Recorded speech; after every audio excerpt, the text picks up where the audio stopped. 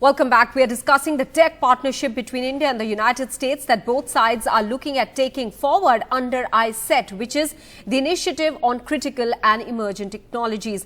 Now, it has several pillars to it, from semiconductors, manufacturing, packaging. We've seen one step going forward there with Micron starting a unit now in Gujarat that was announced during the Prime Minister's visit to the United States. And those pictures that are playing out, in fact, was the meeting that Prime Minister Modi and President Biden held with industry leaders from both sides, India and the US, in the White House on the 23rd. This was largely to bring the industry of both sides together on this partnership under INSPACe. Now, as I was talking about the pillars, several pillars, quantum computing being one of them, AI and space as well.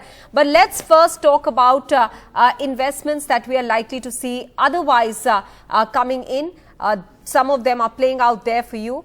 And also, let's quickly now take this thread forward to how it's going to be, how are professionals now going to be helped on both sides as far as mobility is concerned, because that's going to be extremely important as well. So one step that the US has taken is first of all on the H-1B visa category, which is largely for professionals, where now they have mentioned that on a pilot project they will look at whether these visas can be reinstated or can be refreshed within the country itself. The people holding H-1B visas and whose visas is expired don't need to come back to India for getting their visas.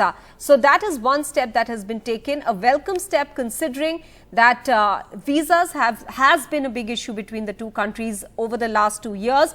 But how far are we likely to see this helping in this tech partnership as well? Let me also now bring in our other guest who's joining us, Pawan Goenka, Chairman INSPACe, ex-Mahindra as well. And we also have with us Pankaj Mishra. Pawan Goenka, I want to come first to you since you've just joined us, sir.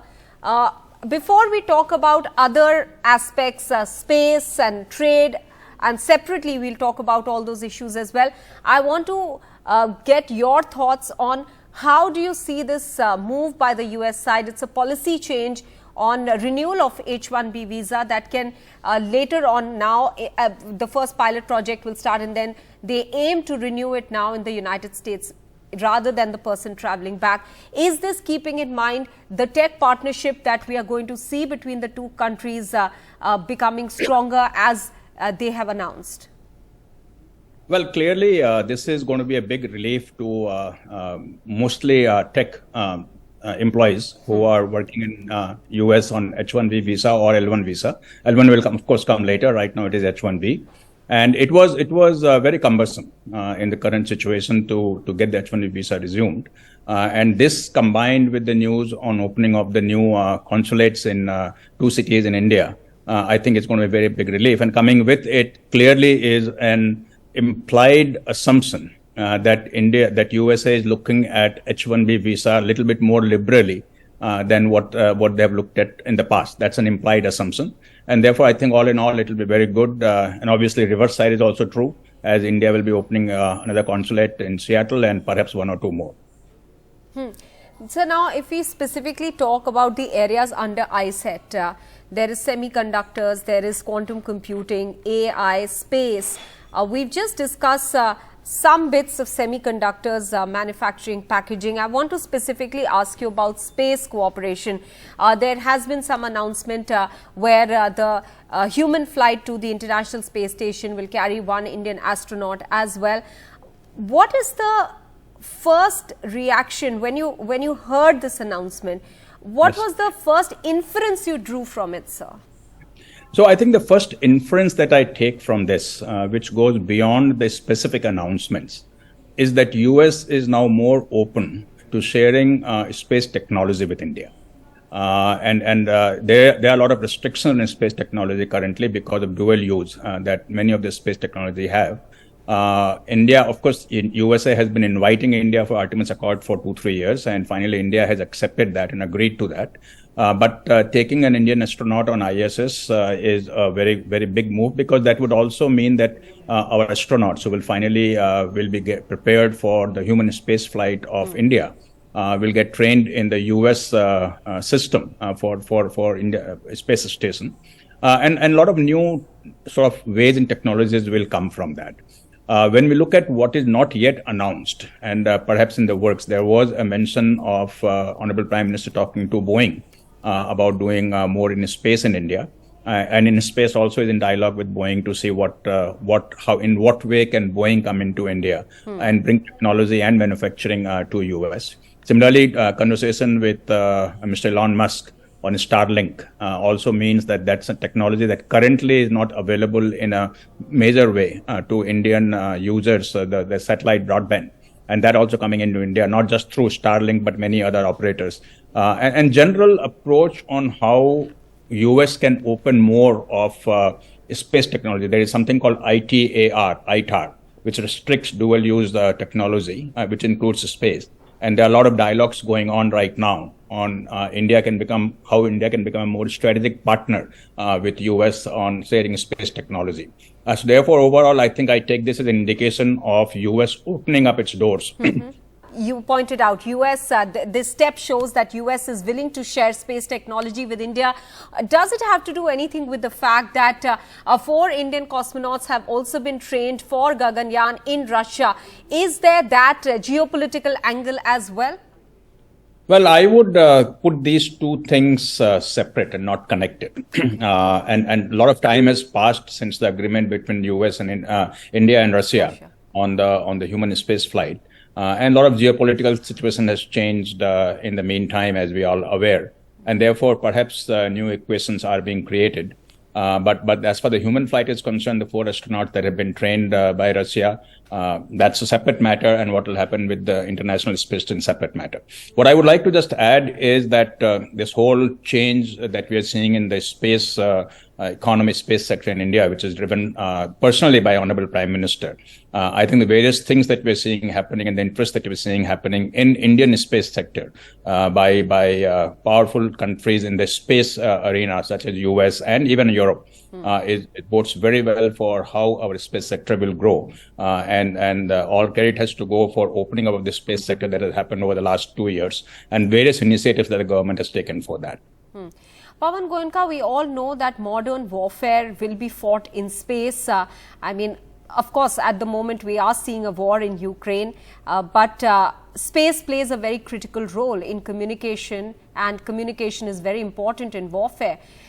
Do you see these changes in the tech partnership or the moving ahead in the tech partnership very critical in being able to thwart some of the plans that countries who are showing aggression in the Indo-Pacific, specifically China, being one of the biggest reasons for the coming together of India and US in the tech partnership specifically?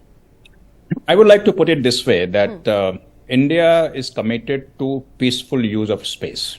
In fact, Artemis Accord signing is one more proof that India is committed to peaceful use of space. At the same time, if there is an aggression in space, or through space, India has to be in a position to defend itself very well. And that's what India is preparing for. Just like in many other things, India does not want to be using space for warfare, but certainly not let others use it against India either. And that's what the various technologies that are being developed within India and with the help of the partnerships that are unfolding constantly. That's what we are preparing ourselves for. And I think what many people may not realize, that when it comes to space, the technology that India has in its own possession, even without these partnerships, is certainly not a dated technology. It is something that is right up there. And we are in many ways very well prepared for that kind of scenario. And these are not things that get talked about generally in public. So there's a lot of things that happen. Even I won't be aware of everything that's happening in that arena. So under ISET, so there are several aspects. We've discussed space, there's semiconductors, quantum computing, artificial intelligence. Which would be the biggest challenge for the two sides to collaborate on effectively, and which could perhaps be the lowest hanging fruit? That's a very difficult question for me to answer. Let me say that if I was to reflect back on the visit of the Honorable Prime Minister and various things that got announced, perhaps technology is the one where we have had the biggest impact. in terms of things that have been announced, right? For India, the most impactful would be the agreement on the semiconductor, because it's something that India has been struggling with for some time. We do not have any sort of concrete commitment yet, and this is the first time we have a concrete commitment, and that will therefore be most impactful. And I think in some ways, though it may be a stretch to say lowest hanging fruit, the reason I'm saying that is that it's not unknown.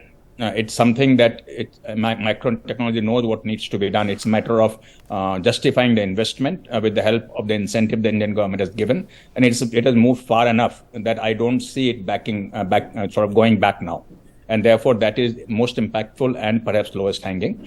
Where I would see, and many of the other things are kind of in the R&D phase. For example, the smart modular reactors that is being talked about. That could be very useful technology for India for its energy needs, especially clean energy needs.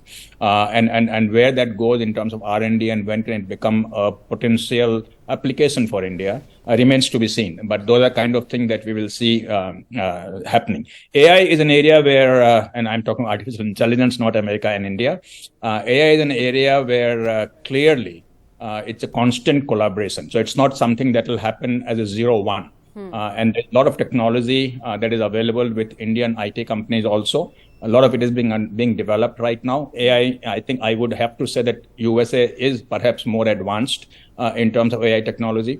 And this collaboration definitely will be good for India in the long run. How much of it will happen, how fast it will happen is perhaps difficult to pinpoint at this point. Another very impactful thing, which has multiple implications, is the GE-HAL deal for fighter engine. Yes. The reason it's very impactful is that this is the first time this level of technology has been given out by USA to India. And that's what makes it very important. And just like I talked about in space, that also means in defense, US is willing to open more of its gates to allow its companies to share technology with India. All right. And therefore, that's also very impactful. All right. We'll have to leave it at that, sir. This ambit is too huge and one can keep on discussing the nitty-gritties and the various pillars under ISET. But many thanks for speaking with us and helping us understand this very complex, specifically space collaboration that we are likely to see between India and the United States. With that, we're taking a very quick break. We'll be back with a lot more. Stay with us.